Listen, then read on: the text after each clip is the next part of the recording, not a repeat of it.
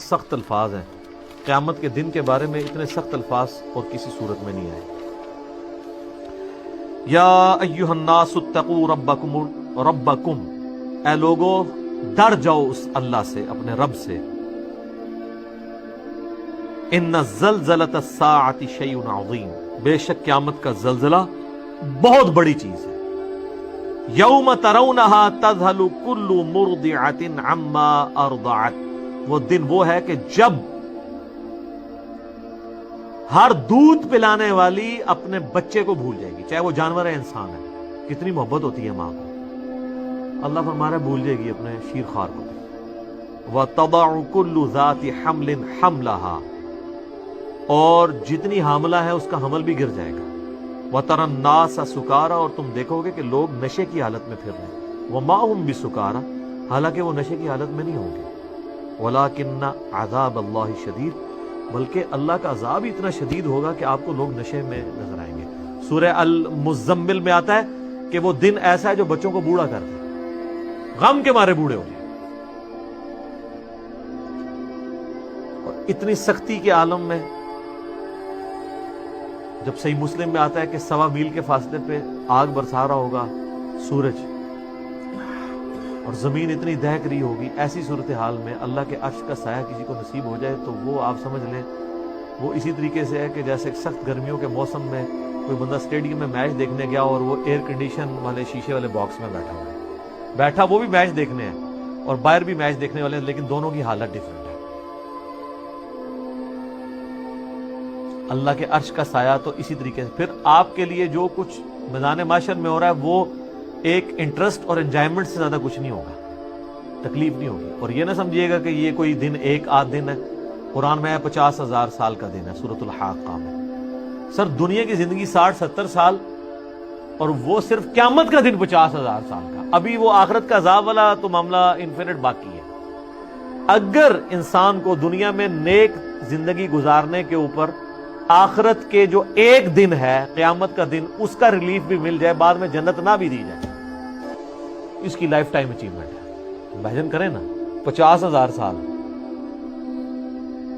یہاں تو 50 منٹ نہیں کوئی عذاب برداشت کر سکتے۔ لوگ کہنے کو تو کہہ دیتے ہیں، لیکن اگر کسی کو فزیکلی مثال دی جائے نا کہ فجر چھوڑنے پہ اگر تمہیں ایک 10 فٹ بائی 10 فٹ کے کمرے میں بند کیا جائے جس میں 1000 کوبرا سانپ، 1000 بچھو ہو، اور اس کمرے کا ٹیمپریچر بھی جو ہے وہ 60 ڈگری سینٹی گریڈ تک کر دیا جائے، وہ قیامت کو تو چھوڑ دیں۔ بخاری مسلم میں حدیث ہے کہ دنیا کی آگ سے 70 گنا زیادہ وہ تیز ہے۔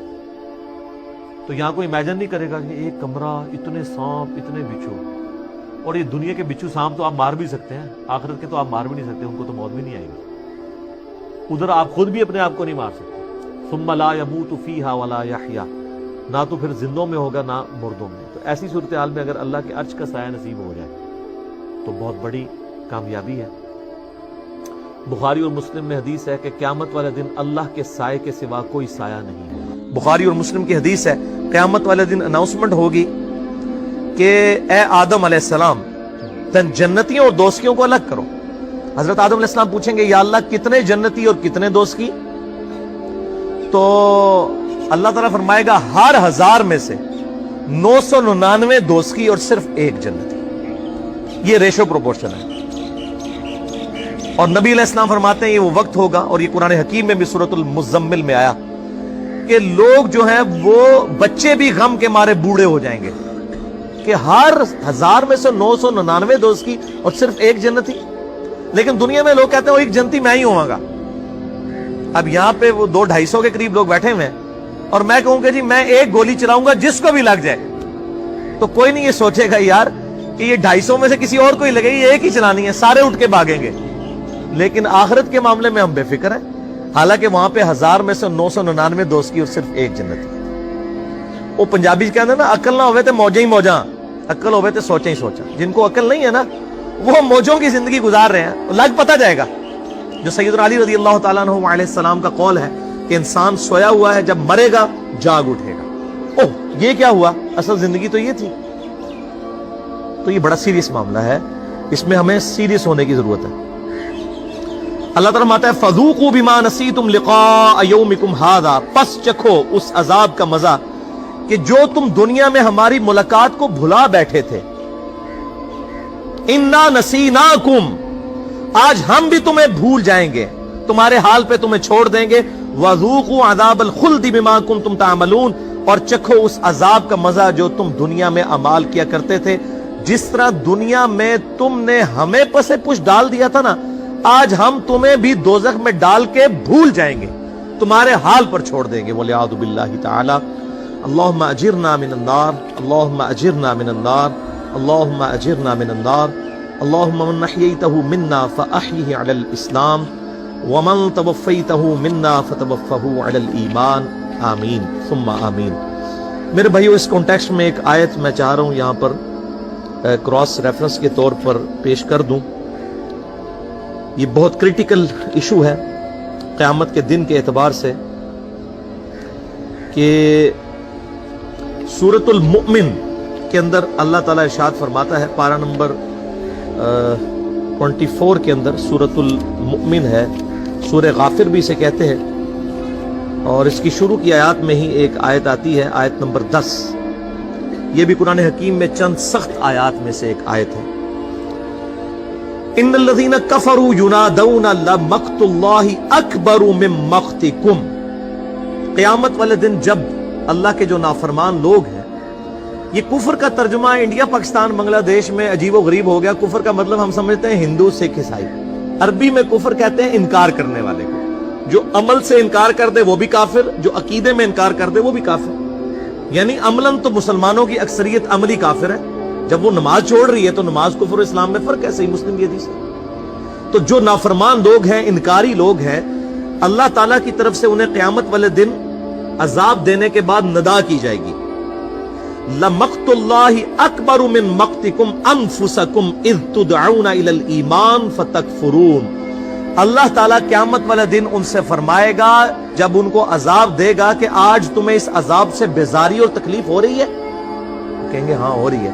اللہ تعالیٰ فرمائے گا اس سے زیادہ ہمیں دنیا میں تکلیف ہوتی تھی، جب تمہیں ہماری طرف بلایا جاتا تھا تو تم روح گردانی کر دیتے تھے، ہمیں اس سے زیادہ تکلیف ہوتی تھی۔ یہاں کہتے ہیں او جی اللہ تعالیٰ نے ساڑی نمازیں نہیں چاہیے دیا۔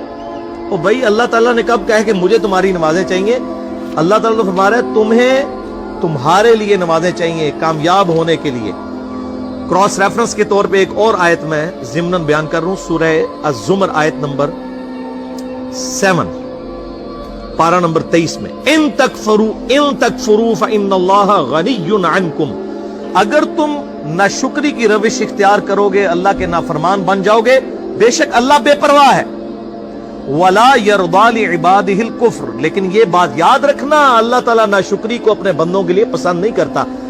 بے پرواہی کا مطلب کوئی یہ نہ لے لے کہ خیر ہے اللہ تعالیٰ معاف کر دے گا، نہیں، پسند نہیں کرتا۔ وَإِن تَشْكُرُوا يَرْضَاهُ لَكُمْ، اگر تم شکر گزاری کی روش اختیار کرو گے تو اسی کو اللہ پسند کرے گا۔ وَلَا تَزِرُ وَازِرَةٌ وِزْرَ أُخْرَىٰ، اور یاد رکھنا کوئی جان قیامت والے دن کسی دوسرے کا بوجھ نہیں اٹھائے گی۔ ثم الى ربکم مرجعکم فینبئکم بما کنتم تعملون، اس کے بعد تمہیں لوٹ کر تمہارے رب کے پاس جانا ہے، وہ تمہیں بتا دے گا جو کچھ تم دنیا میں عمال کیا کرتے تھے۔ انہ علیم بذات الصدور، بے شک اللہ تعالی سینوں کے چھپے ہوئے رازوں کو بھی جاننے والا ہے۔ یہ بڑا کریٹیکل ایشو ہے، اس مسئلے کو سمجھ لیں۔ اللہ تعالیٰ بے پرواہ ضرور ہے، لیکن اس کا یہ مقصد کوئی نہ لے، وہ کہتا ہے جی جو کچھ ہو رہا ہے اللہ کی مرضی سے ہو رہا ہے۔ یہ جملہ ہی غلط ہے، اللہ کی مرضی سے نہیں ہو رہا۔ اللہ کیا یہ چاہتا ہے کہ لوگ جو ہیں وہ نمازیں چھوڑیں، یہ لوگ حرام خوریاں کریں، یا لوگ ناحق اپنے رشتہ داروں کا مال دبا لیں، یا لوگ ناحق یتیموں کے اوپر ظلم کریں؟ نہیں، اللہ کی اجازت سے ہو رہا ہے۔ اجازت کا مطلب یہ ہے کہ دنیا میں اللہ پکڑتا نہیں، جس طرح کہ سورہ النساء میں ہے جو لوگ یتیموں کا مال ناحق ہڑپ کرتے ہیں اپنے پیٹوں میں دوزخ کی آگ بھر رہے ہیں۔ اب یہ آگ دنیا میں ڈورمنٹ پوزیشن میں ہے، آپ دنیا میں انگارہ زبان پہ رکھیں زبان جل جائے گی، حرام کا مال کھا بھی جائیں کچھ نہیں ہوگا، لیکن اللہ تعالیٰ ہمارا جو حرام مال کھا رہے ہیں یہ اپنے پیٹوں میں دوزخ کی آگ بھر رہے ہیں۔ قیامت والے دن مورل لاز ایکٹیو ہو جائیں گے، دنیا میں مورل لاز ایکٹیو نہیں ہے، اور وہی جو کھایا ہوا مال ہے نا وہ دوزخ کی آگ بن جائے گا۔ تو یہ دنیا میں نہیں پتا چلتا، تو اجازت سے ہو رہا ہے اس حوالے سے کہ اللہ تعالیٰ فوراً پکڑ نہیں کرتا، ورنہ تو اذان کی آواز آئے اور کوئی نماز پڑھنے کے لیے مسجد میں نہ جائے تو اس کو تو اسی وقت زمین میں دھانس جانا چاہیے. لیکن اللہ تعالیٰ نے اجازت دی ہوئی ہے, اختیار ہے, تمہاری مرضی ہے. انا ہدیناہ السبیل, ہم نے ہدایت کا راستہ واضح کر دیا. اما شاکرا و اما کفورا, چاہے شکر گزاری کی روش اختیار کرو خواہ نہ شکری کی. اللہ تعالیٰ نے راستہ واضح کر دیا, اب تمہاری مرضی ہے. زبردستی وہ نہیں کرے گا, یہ ذہن میں رکھیے گا. یہ اس کی ضد ہے بندے کے ساتھ کہ جو لوگ کوشش کریں گے نا انہی کو ہدایت ملے گی. والذین جاہدوا فینا لنہدینہم سبلنا, جو لوگ ہماری راہ میں کوشش کریں گے ہم انہی کے لیے اپنی راہیں کھولیں گے. زبردستی اس نے ہدایت نہیں دینی. یہ بالکل اس کو اپنے دماغ میں سے نکال دیں کہ زبردستی ہدایت والا معاملہ ہوگا. انما یؤمن بآیاتنا الذین اذا ذکروا بها خروا سجدا, ایمان والے بندے تو وہ ہیں کہ جب ان کے سامنے ہماری آیات کے ذریعے ان کو نصیحت دلائی جاتی ہے وہ فوراً سجدے میں گر پڑتے ہیں. اللہ اکبر, سبحان ربی اللہ, سبحان اللہ.